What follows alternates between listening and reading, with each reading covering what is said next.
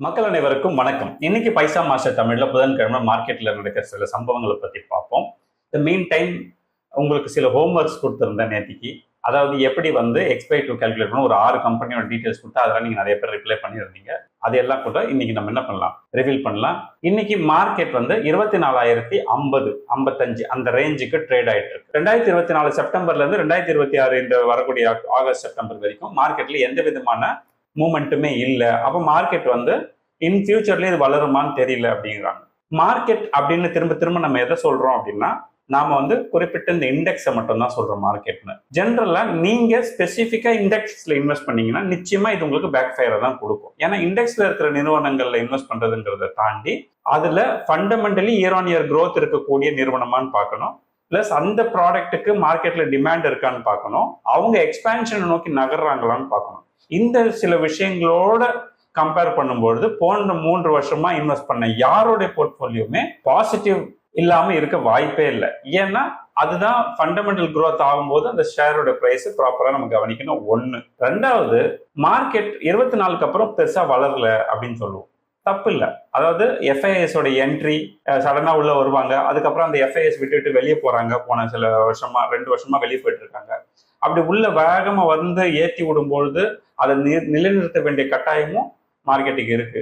அதனால மார்க்கெட்டுங்கிறது கிராஜுவலா வளர்ந்துட்டு இருந்தா பிரச்சனை கிடையாது.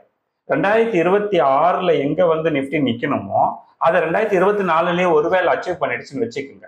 ஒரு 20 பி இருக்க வேண்டிய கம்பெனிக்கெல்லாம் 30-35 பி கொடுத்து கூட வாங்குறதுக்கு அன்னைக்கு எஃப்ஐ தயாரா இருந்தாங்க. அப்ப அவங்க விட்டுட்டு வெளியே போகும்போது ஆப்வியஸா என்ன ஆகுதுன்னா, ஃபண்டமெண்டல் பொறுமையா வளர்ந்துட்டே அது நியூட்ரலைஸ் ஆகுது. இப்போ உங்களுக்கு நல்லா தெரியும், மார்க்கெட்ல போன 3 வருஷமா நெகட்டிவா இருக்கு. அதுவே நம்ம ஒரு பாண்ட்ல போட்டா 30% ப்ராஃபிட் வரும்னு சொல்லக்கூடிய அறிவாளிகளுக்கு எல்லாம் சேர்த்தே நான் சொல்றேன், மார்க்கெட்டுங்கிறது எப்பவுமே 3 வருஷத்துக்கான கம்பாரிசன்ல என்னைக்குமே பார்க்கணும். அதே கம்பாரிசனை நீங்க திருப்பி இப்படி எடுத்து பாருங்க. ஒருவேளை நீங்க 5 வருஷத்துக்கு முன்னாடி என்ட்ரு ஆயிருந்தீங்கன்னா இன்னைக்கு பாண்ட்ல போட்டிருந்தா எவ்வளவு வந்திருக்கும், அதுக்கப்புறம் மார்க்கெட்ல போட்டிருந்தா எவ்வளவு வந்திருக்குன்னு கம்பேர் பண்ணி பார்த்தீங்கன்னா பாண்ட் ஃபெயிலியர் ஆயிடும். புரியுதா?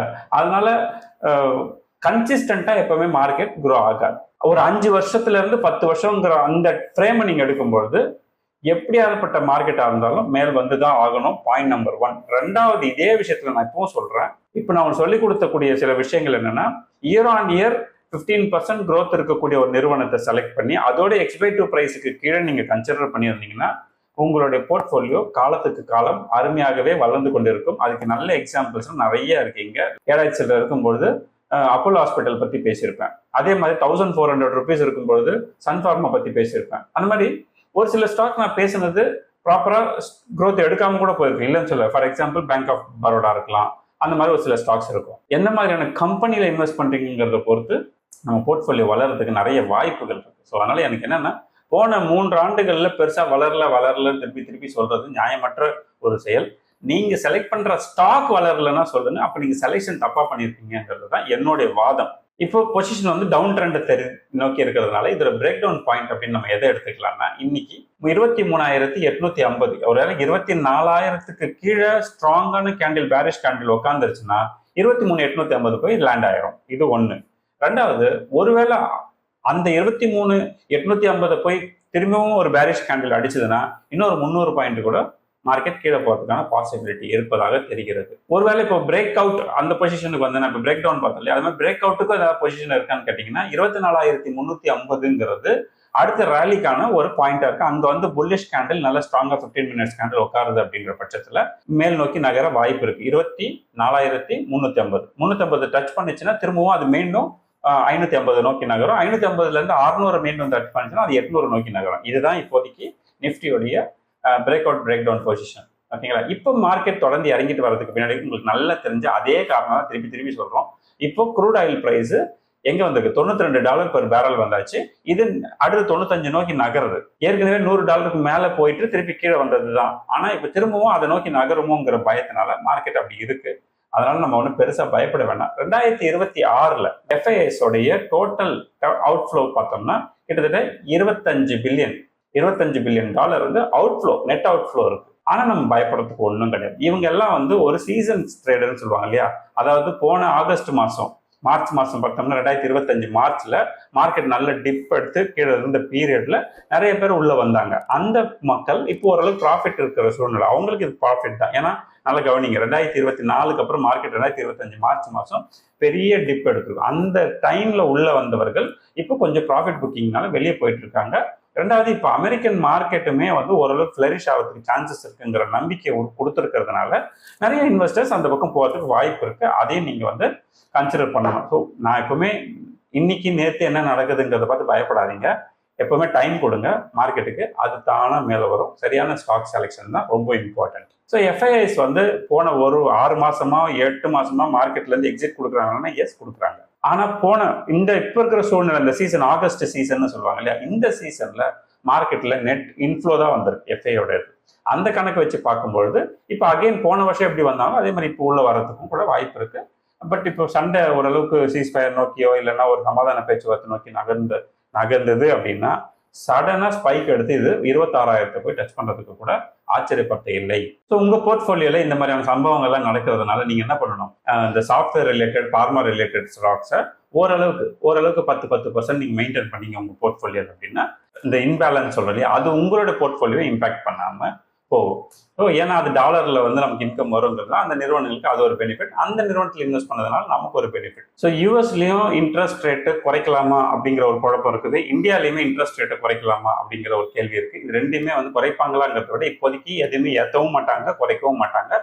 ஏன்னா இப்போ வந்து ஏற்றுறதும் குறைக்கிறதுங்கிறது என்னது தேன்கூட்டில் கை வைக்கிற கதையா இருக்குங்கிறதுனால ரெண்டுமே நடக்காது. நடக்காம இருக்கிறது நமக்கு பாதுகாப்பு அப்படிங்கிறது. ஒருவேளை ரேட் ஆஃப் இன்ட்ரெஸ்ட் குறைஞ்சதுன்னா அது லாபம், ஸ்டாக் மார்க்கெட்டுக்கு லாபம், அது சொல்ல வரேன். ஏத்துனாங்கன்னா அது நமக்கு கொஞ்சம் பிரச்சனையை உருவாக்கும் அப்படிங்கிறதையும் பார்த்து. கோல்டு இப்போ போன 3 மாசமா தூங்கிட்டு கிடந்தது. அதாவது இந்த 13,000ல இருந்து 13,000லயே ரொம்ப நாளா தூங்கிட்டு கிடந்தது. இப்போ திரும்பவும் கோல்டு என்ன நடக்குதுன்னு கவனிச்சுன்னா சீசனுக்குள்ள என்டர் ஆயிடுச்சு. நம்ம எப்பவுமே சொல்றதுதான், ஜென்ரலாவே மார்க்கெட்ல பிசினஸ், அதாவது இந்த ஃபெஸ்டிவல் சீசன் வர்றதுக்கு கொஞ்சம் முன்னாடி இருந்து கோல்டு ஒரு ரேலி எடுக்கும். அந்த ரேலி வர மார்ச் மாசத்துக்கு கொஞ்சம் முன்னாடி லைட்டா அப்படி ஸ்லோ டவுன் ஆகி நின்றுடும். திரும்ப அது வந்து என்ன ஆகும்னா கொஞ்ச நாள் தூங்கும். இந்த இயல்பான விஷயங்களுக்குள்ளதான் அது இருக்கு. அதனால இப்போ ஆடி மாசம் முடிஞ்சிருக்கு, ஓரளவுக்கு அது ரேலி எடுக்கிறதுக்கு சான்சஸ் இருக்கு. எவ்வளவுதான் மேக்ஸிமம் எடுக்கும் அப்படின்னு எதிர்பார்த்தீங்கன்னா மேபி ஒரு 12% வரைக்கும் எடுக்கிறதுக்கு பாசிபிலிட்டி இருக்க மாதிரி தெரியுது. மேபி இது கூட குறைய இருக்கலாம். அப்படி எனக்கு தெரிஞ்சு வர ஜனவரி தாண்டின் பொழுது ஒரு 10லேருந்து 12% இன்க்ரீஸ் ஆயிருக்கிறதுக்கு வாய்ப்புகள் இருக்கிறது.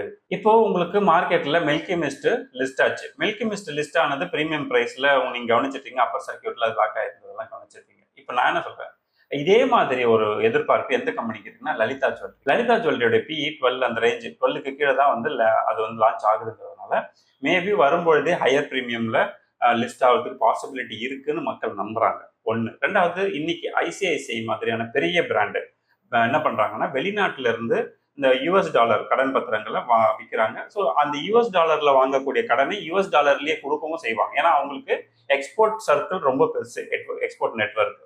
அதனால லோன் கொடுக்கறதுமே அந்த மாதிரி எக்ஸ்போர்ட் இம்போர்ட் பிசினஸ் பீப்புளுக்கு கொடுக்கறது மூலமா அந்த ப்ராஃபிட்டை வந்து கணிசமா அவங்க என்ன பண்ணலாம், கெயின் பண்ண முடியும் அப்படின்னு அவங்க நம்புறாங்க. அதனால ஒரு வகையில அந்த கம்பெனிக்கு அது ஒரு இன்கமா போய் உட்காரதுக்கும் வாய்ப்பு இருக்கிறது.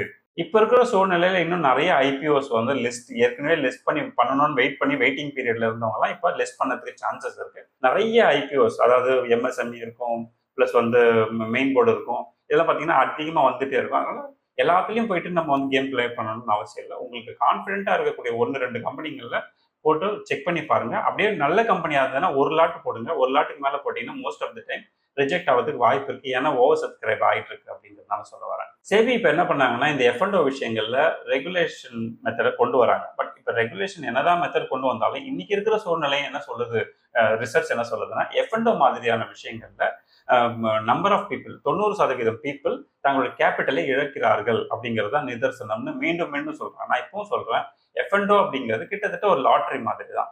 அடிக்கவே அடிக்காதுன்னு நான் சொல்லல, ஆனா ஒருத்தனுக்கு அடிக்கும். அந்த ஒருத்தனுக்கு அடிக்குதுங்கிறதுக்காக 1000 பேர் லாஸ் ஆகிறத ஏத்துக்க முடியாதுங்கிறது தான் விஷயம். அதுவே இன்வெஸ்ட்மெண்ட் அப்படி கிடையாது. அந்த கம்பெனில நமக்கு வந்து போனஸ் வரும், டிவிடெண்ட் வரும். லாங் டேர்ம் போக போக அந்த கொஞ்சம் கொஞ்சமா அது உள்ள புக் வேல்யூ இன்க்ரீஸ் ஆகும். அதன் மூலமா மார்க்கெட் பிரைஸ் இன்க்ரீஸ் ஆகும். அதெல்லாம் வாய்ப்பு இருக்கு. ஆனா இதெல்லாம் நீங்க வந்து 100% இந்த பக்கம் போத ரிஸ்க். அந்த 10% மக்களும் யாருன்னு பாத்தீங்கன்னா பெரிய பெரிய இன்ஸ்டிடியூஷன்ல தான் இருக்கிறாங்க. அவங்க தான் என்ன பண்றாங்கன்னா இந்த ரீட்டைலர்ஸை குழப்பி அவங்க கிட்ட இருக்கிற கேபிட்டலை கொடுக்குற வேலையை செய்யறாங்க. So be careful on it. அந்த பக்கம் போகாம இருக்கிறது நல்லதுங்கிறது பலமுறை சொல்லியிருக்கோம். இப்போ ரிசர்ச்சும் அதையே தான் திருப்பி சொல்லுது. என்னதான் ரெகுலேஷன் கொடுத்து வந்தாலும் சரி, திருடனாய் பார்த்து திருந்தாவிட்டால் திருட்டை ஒழிக்க முடியாதுங்கிறது தான் ரியாலிட்டி. ஓகே, மக்கள் கேட்ட 1-2 கேள்விகளையும் நம்ம இதில் கனெக்ட் பண்ணிடலாம். ஏன்னா வந்து அதை நம்ம அடுத்த வாரம் வரைக்கும் போஸ்ட்போன் பண்ண வேண்டாங்கிறதுனால 1 or 2 மட்டும் ஆட் பண்ணிடுறேன். இதில் என்ன கேட்டிருக்காருன்னா கார்த்திக், எனக்கு வந்து இப்போ பவர் செக்டாரில் இன்வெஸ்ட் பண்ணுறது அப்படிங்கிறது ஒரு ஐடியா. அதானி, என்டிபிசி, டோரன் பவர் இதெல்லாம் இன்வெஸ்ட் பண்ணுறது ஒரு கான்செப்ட். பட் இவங்க 2 பேருடைய க்ரோத்தும் ப்ராஃபிட் ரேஷியோ எல்லாத்தையும் வச்சு கம்பேர் பண்ணும்பொழுது வாரி எனர்ஜி, இந்த மாதிரி சோலார், விக்ரம் அதெல்லாம் இருக்குல்ல, அந்த மாதிரி நிறுவனங்கள் நல்ல ப்ராஃபிட்டபுளா இருக்குது. ஏன் நம்ம வந்து பவர் செக்டாருக்கு பதிலாக இதை கன்சிடர் பண்ணக்கூடாது? ப்ரொபோர்ஷனேட்டா உங்க போர்ட்ஃபோலியோல இதுக்கு எவ்வளவு முக்கியத்துவம் கொடுக்குறீங்களோ பவருக்கும் ஓரளவுக்கு முக்கியத்துவம் கொடுங்க. ரொம்ப பெருசா இல்லைனாலும் கொஞ்சம் கொடுங்க. பட் எனக்குமே இந்த ஐடியா இருக்கு. பட் இது எதுவுமே சோலார் இண்டஸ்ட்ரி எல்லாம் வந்து பவர் செக்டார்லயே வராது. அது வந்து பவர் ஜென்ரேட் பண்ணல. அவங்க பவர் ஜென்ரேட் பண்றதுக்கான மெட்டீரியல்ல தான் வந்து தயாரிச்சு விற்கிறாங்க. அப்ப மெட்டீரியல் வந்து எதுல வரும்னா கேபிட்டல் கூட்ஸ்ல தான் வரும். புரியுதுங்களா? கேபிட்டல் கூட்ஸ்ல தான் வரும். இருந்தாலும் வி கேன் கோ. ஓகே, ஆனா ஆல்ரெடி கேபிட்டல் கூட்ஸ்ல சில ஸ்டாக்ஸ் நம்ம லோட் பண்ணணும்னு சொல்லியிருக்கோம். அதனால அந்த கேட்டகரியில் இதெல்லாம் வந்துடும், பயப்பட வேண்டாம். ராஜா முருகன் என்ன கேள்வி கேட்டிருக்காருன்னா, இந்த 3000 கோடி ஐபிஓ வருதுன்னு சொல்றாங்க, 20,000 கோடி மார்க்கெட் கேப் இருக்க கம்பெனி 3000 கோடிக்கு ஐபிஓ வருது அப்படிங்கிறாங்க. அப்ப மீதி 17,000 கோடி எங்க தான் போகுது, யாருக்கு போகுது? ஆக்சுவலா இது நல்ல ஓரளவுக்கு மார்க்கெட்ல இருக்கிறவங்களுக்கு இது நல்லா தெரியும். இப்போ ஐபிஓல வர்றாங்க அப்படின்னா என்ன அர்த்தம் நீங்க புரிஞ்சுக்க ட்ரை பண்ணுங்க. இப்போ ஒரு 20,000 கோடி மார்க்கெட் கேப் இருக்கக்கூடிய ஒரு நிறுவனம் ஐபிஓல 3,000 கோடி இருக்கு வராங்க அப்படின்னு சொன்னா, அவங்க கிட்ட மீதி 17,000 கோடி யார்கிட்ட இருக்க போகுது? ப்ரமோட்டர் கிட்டயோ இல்ல அதோட ஆங்கர்ஸ் கிட்டயோ இருக்கும். அவங்களுக்கு கிட்டத்தட்ட ஒரு ப்ரமோட்டர் மாதிரி தான், அப்படி வச்சுக்கோங்க. அப்ப ப்ரமோட்டர் கிட்ட 17,000 கோடி ரூபாய்க்கான இது இருக்கும். அவங்களோட ஷேர்ஸ் 3,000 கோடி ரூபாய் மதிப்புள்ள நம்பர் ஆஃப் ஷேர்ஸை அவங்க மார்க்கெட்ல வித்து பொதுமக்களுக்கு விற்கிறாங்க. இதுதான் அதோடைய அர்த்தம். அதுக்கப்புறம் ஷேர் பிரைஸ் ஏறுறது இறங்குறதுங்கிறது அப்புறம். பட் ஜென்ரலா அந்த 3,000 கோடி ஐபிஓன்னா மக்கள் கிட்ட இருந்து 3,000 கோடி ரூபாய் திரட்டுறாங்க. இவங்க அவங்க பங்கை வந்து மக்கள் கிட்ட கொடுக்குறாங்க. அந்த பணத்தை வச்சு என்ன பண்ண போறாங்க? ஏற்கனவே இருக்கக்கூடிய டெப்ட் அடைக்கலாம், எக்ஸ்பேன்ஷன் போகலாம். அது அவங்களுடைய தேவைக்கு ஏற்ற மாதிரி முடிவு பண்ணுவாங்க. அப்போ 17,000 கோடிங்கிறது ஆல்ரெடி ப்ரொமோட்டர் கிட்ட இருக்கும். 3,000 கோடி ஒரு வேலை ஐபிஓக்கு வந்ததுங்கிறத மட்டும் புரிஞ்சுக்கோங்க. ஐடிசியோட எக்ஸ்பை2 என்னன்னு கேட்டிருக்காங்க. ஐடிசியோட எக்ஸ்பை2 போன வீடியோலயே நான் கிளியரா சொல்லிட்டேன். ஸோ அகைன் அண்ட் அகைன் நம்ம ஐடிசி பக்கம் போறது நியாயமில்லாத ஒரு விஷயம். ஸோ அதை நம்ம விட்டுருவோம். அப்போ நம்ம என்னன்னா நேற்றுக்கு ஒரு ஹோம்ஒர்க் கொடுத்துருந்தோம். ஒரு 6 கம்பெனியோடைய எக்ஸ்பை2 கண்டுபிடிச்சு இப்போ எது வந்து பெஸ்ட் டிஸ்கவுண்ட் பிரைஸ்ல கிடைக்குது அப்படின்றத அவர் என்ன பண்ணிருக்கிறாருன்னா, கல்யாணுக்கு வந்து எக்ஸ்பை2 780 கொடுத்துருக்கிறாரு. அப்புறம் கிளாண்ட் ஃபார்மாக்கு எக்ஸ்பை2 வந்து 2,400 அந்த ரேஞ்ச் கொடுத்துருக்கிறாரு. இந்த மாதிரி ஃபினோலெக்ஸ் கேபிள்ஸ்க்கு 922. பட் இதெல்லாம் எனக்கு வந்து கொஞ்சம் டிஸ்கம்ஃபர்டபுளா தெரியுது. ஏன்னா இன்னும் நான் கணக்கு போட்டு வச்சிருக்கிறது வேற. நான் கொஞ்சம் இப்போ கல்யாணுக்கு எடுத்துக்கிட்டீங்கன்னு வச்சுக்கோங்களேன், என் கணக்கு சொல்றேன். கல்யாணுக்கு என்னோட கணிப்பு சரின்னா எக்ஸுங்கிறது 2,400 என்னோட எக்ஸ். நீங்க எப்படி கணக்கு போறீங்களோ என்னோட எக்ஸ் கல்யாணுக்கு 2,400. அதுக்கு எக்ஸ் டிவைடட் பை 2னா 1,200 வரணும். ஓகே, கன்சர்வேட்டிவா போகலாம். 2,000 வந்து எக்ஸா வச்சா கூட டிவைடட் பை 2 போட்டால் இப்போ 1,000 வரணும். பட் எப்படி 780 வருதுன்னு எனக்கு தெரியல. அதுக்கப்புறம் HAL பார்த்தோம்னா 5,099 ரூபா கரண்ட் மார்க்கெட் பிரைஸ். பட் எக்ஸ்பை2 வந்து 1,462 போட்டிருக்கு. இவ்வளவு வித்தியாசம்லாம் இருக்கு வாய்ப்பு இல்லை. இப்ப பாலா என்ன போட்டிருக்காரு, இவர் எனக்கு என்னுடைய கால்குலேஷனுக்கு இவர் கொஞ்சம் கன்சர்வேட்டிவா போட்டிருக்காரு. ஓகே தான். கல்யாண் ஜுவல்லர்ஸ் எக்ஸ்பை2 1039, எக்ஸ்பை3 693 இருக்கு. இப்ப மார்க்கெட் பிரைஸ் என்ன? 600க்கு கீழே இருக்கு. கல்யாண் கால்குலேஷன் எக்ஸ்பை3க்கு கீழே கிடைக்குது. பிடிலைட் இண்டஸ்ட்ரீஸ் எடுத்துக்கிட்டீங்கன்னா 1,699 எக்ஸ்பை2 ஆகும், 1,133 எக்ஸ்பை2 மென்ஷன் பண்ணி. HAL பாருங்க, ஏற்கனவே அங்க 1,400 சொன்னார் அவர் எக்ஸ்பை2. பட் எனக்கு இங்க பாலா என்ன போட்டிருக்காருன்னா, எக்ஸ்பை2ங்கிறது 4,892 கிட்ட 4,900 வச்சுங்களேன். அப்ப எக்ஸ்பை3ங்கிறது 3,267. ஸோ இது இந்த ரேஞ்சில் இருக்கும்போது நம்ம கன்சிடர் எக்ஸ்பை3ல இருந்து எக்ஸ்பை2ல இருக்கக்கூடிய ரேஞ்சை வந்து நம்ம கன்சிடர் பண்ணணும் அப்படின்னு மென்ஷன் பண்றாரு. கேஆர்பிஎலோட கேஸ் எடுத்து பார்த்தோம்னாலும் உங்களுக்கு எக்ஸ்பை2 295, எக்ஸ்பை3 296 அப்படின்றது. கிளாண்ட் ஃபார்மா பாருங்க 1,944 எக்ஸ்பை2, 1,296 எக்ஸ்பை3. இப்போ இது ஓரளவுக்கு மேட்ச் ஆகுது. அதனால நான் என்ன எதிர்பார்க்கறேன்னா, வினோத் இன்னும் ரீவொர்க் பண்ணி பாருங்க, இன்னும் கிளியரா. ஏன்னா இது ஓரளவுக்கு மேட்ச் ஆகிற மாதிரி இருக்கிறதுனால இதுக்கு என்ன மிஸ்டேக் இருக்குன்றதை நீங்க கண்டுபிடிச்சு பாருங்க.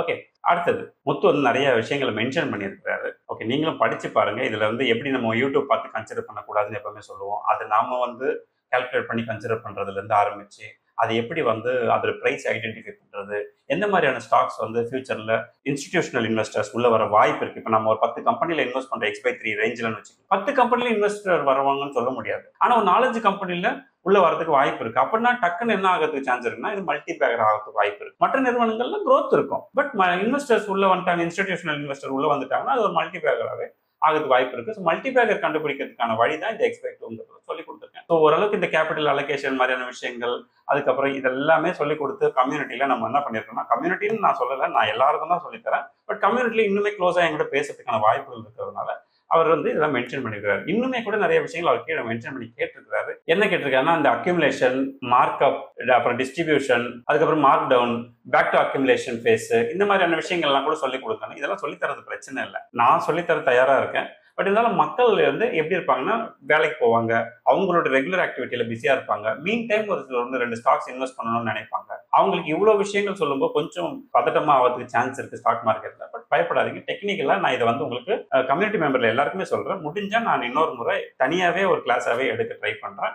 அப்போ ஜாயின் பண்ணிக்கோங்க. அதுக்கப்புறம் அதுல எவ்வளவு சிம்பிளஸ்ட் மெத்தட் இருக்கோ அதை நான் வீடியோவா பண்ணி போட முயற்சி பண்றேன். ஓகேங்களா? கார்த்திக் என்ன கேட்டிருக்காருன்னா, நான் வந்து ஜனவரி 2026 இருந்து இன்வெஸ்ட்மெண்ட் ஸ்டார்ட் பண்ணிருக்கேன். அதாவது இப்போ என்னோட டோட்டல் போர்ட்ஃபோலியோ சைஸ் 31,000 ரூபாய். இப்போ நான் மாசம் 3000 ரூபாய் தான் இன்வெஸ்ட் பண்றேன். ஸோ நான் வந்து கம்யூனிட்டில ஜாயின் பண்ணலாமா அப்படின்னு கார்த்திக் கேட்கிறாரு. தப்பு இல்லை கார்த்திக், நீங்க வந்து டு பி ஃப்ராங்க் 3000 rupeesல ஸ்டார்ட் பண்றீங்க, கில்ட்டியா ஃபீல் பண்ணாங்க. 3000 2000 அது இல்ல மேட்டர், ஸ்டார்ட் பண்றீங்களா இல்லையாங்கிறது தான் விஷயம். கம்யூனிட்டியோட ஐடியாவே என்னன்னா, எதுவுமே பண்ணாம இருக்கிறத விட ஒரு சில விஷயங்களை பெட்டரா பண்றது, நம்மளால முடிஞ்ச விஷயங்களை பெட்டரா பண்றது ஃபார் பெட்டரான ரிசல்ட்டை கொடுக்கும் ஃபியூச்சர்ல. அதனால கம்யூனிட்டில எனக்கு தெரிஞ்சு சின்ன சின்ன ஸ்டூடெண்ட்ஸ் எல்லாம் கூட இருக்காங்க. சின்ன சின்ன ஸ்டூடெண்ட் நான் சொல்லக்கூடியது இப்போ காலேஜ் படிச்சுட்டு இருக்கக்கூடிய ஸ்டூடெண்ட்ஸ் எல்லாமே கூட கம்யூனிட்டில இருக்காங்க. சரண் ராஜன் நல்ல ஞாபகம் இருக்கு. ரிலையன்ஸ் மார்க்கெட் இருக்குல்ல, அதுல கிட்டத்தட்ட வெறும் 7,000 ரூபாய் சம்பளத்துக்கு பார்ட் டைம்ல காலையில இன்ஜினியரிங், ஏரோநாட்டிக்கல் இன்ஜினியரிங் படிக்கிறாரு, சாயங்காலத்துல போய் வேலைக்கு போறாரு, வீட்டுக்கு பணம் கொடுக்கணும், அதுல ஒரு 3,000 ரூபாய் 4,000 ரூபாய் எடுத்து ஸ்டாக் மார்க்கெட்ல இன்வெஸ்ட் பண்ணி நம்ம கம்யூனிட்டிக்கு பணம் கட்டி இருக்கிறாரு, கிட்டத்தட்ட 6,000 ரூபாய். So see the spirit. அதனால நீங்களாம் பயப்பட தேவையில்லை. You can join with fried. Okay, இன்னும் கம்யூனிட்டியில் நிறைய பேர் ஜாயின் பண்ணாமல் இருக்கீங்கன்னா ப்ளீஸ் லிங்க் டிஸ்கிரிப்ஷன்ல இருக்கு, ஜாயின் பண்ணிக்கோங்க. வர வெள்ளிக்கிழமை வி ஹாவ் த இண்டக்ஷன்.